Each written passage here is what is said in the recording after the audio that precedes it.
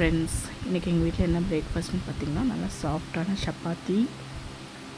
அதுக்கு இன்றைக்கி பார்த்திங்கன்னா சிப்பி காளான் வச்சு ஒரு செமி கிரேவி பண்ணியிருக்கேன்.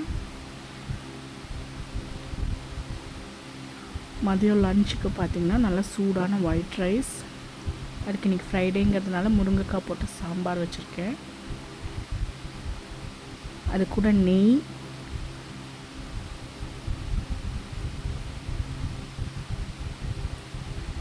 பருப்பு ரசம்,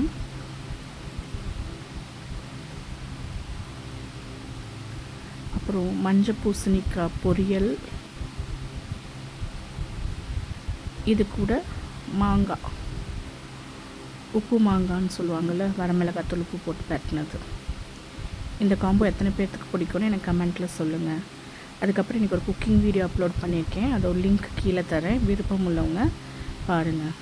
தேங்க்யூ.